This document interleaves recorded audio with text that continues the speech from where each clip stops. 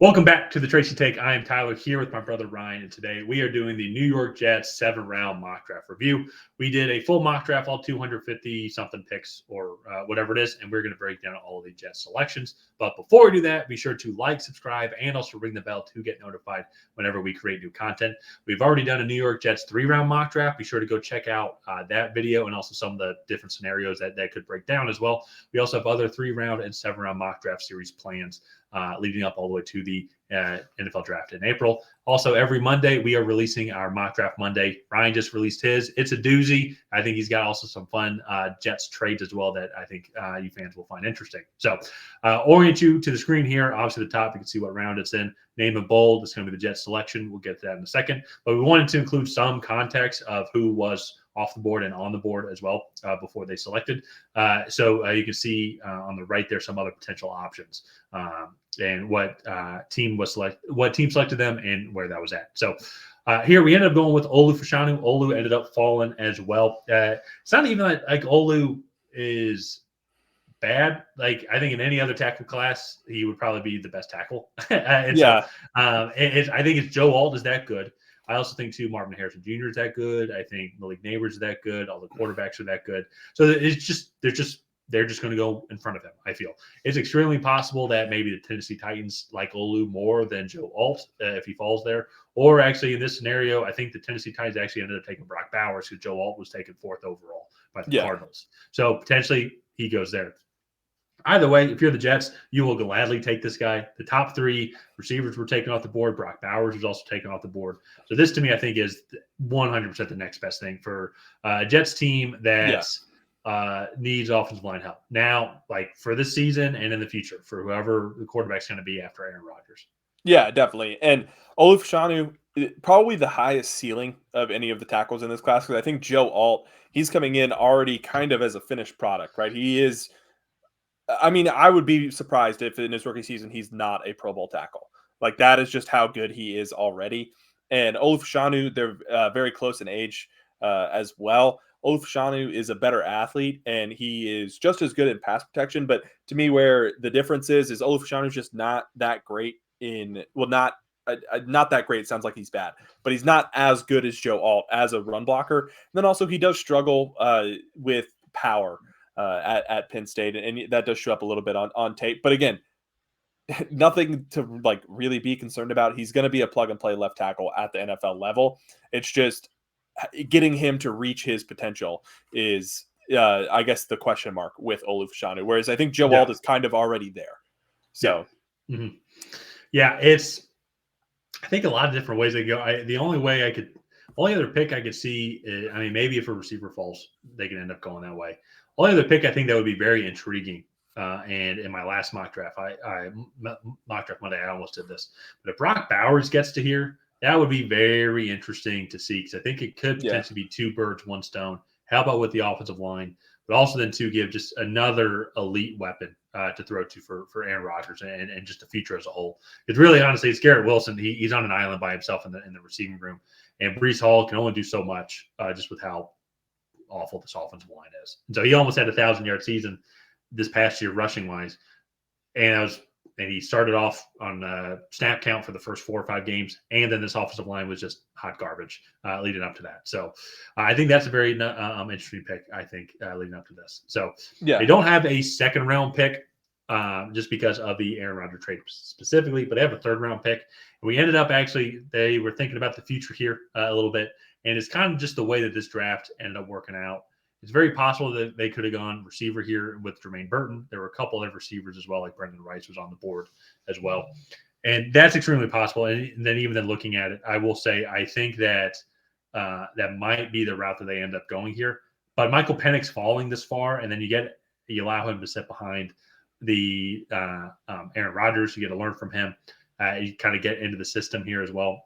I think this is going to be about a spot that we could see him go in, maybe a little bit earlier, depending on how teams like him. But kind of what's your overall thoughts on this selection here? Yeah, I really like it. To me, historically, I think you look at quarterbacks and where they rank in the draft. I go back to the 2021 class. That was really good. That was the Trevor Lawrence, Mac Jones, Trey Lance, Justin Fields, and Zach Wilson, I believe, was the fifth one. I don't know if I named him or not. But then you had other guys in that class like Kyle Trask, like Davis Mills, and both of those guys fell to the top of the third round, even though a lot of people projected them to go in the early second. And to me, I think that is simply just because the quarterback position, only one of them can play at a time. There's a big risk, I think, in investing that level of asset in a guy that you're by not going that early is telling you that he has some work that needs to be done, right? And it's the hardest position probably in sports. And so for me, I think when you have these red flags in these prospects, Bo Nix really hasn't been successful outside of the Oregon offense. He still struggles to throw the ball down the field, and he's 24. He's older.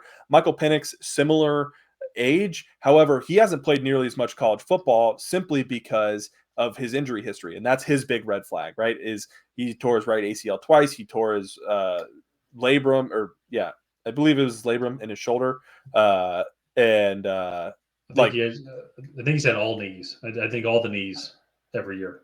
Yeah, like So okay, he suffered multiple knee injuries. He suffered multiple shoulder injuries, and like just is very concerning for NFL franchises. I think back to Nakobe Dean from I believe 2022, and he was supposed to be a top 15, top 20 pick. He's the best linebacker in that class, but he fell all the way to pick 68 to Philadelphia because it was found that he had no cartilage in one of his knees. So, like again, teams are not really willing to take that injury risk in the top 2 rounds with some of these players. And so, Michael Penix, I think he falls here. He's definitely going to sit in his first year, but he has some great moxie to him. He off the field and on the field, probably some of the best tape of all the quarterbacks in 2023, if we're being honest. Just his ability to throw the ball down the field, throw into tight windows. He does struggle a little bit over the middle, but even then, you can find evidence that he can manipulate linebackers and safeties and then throw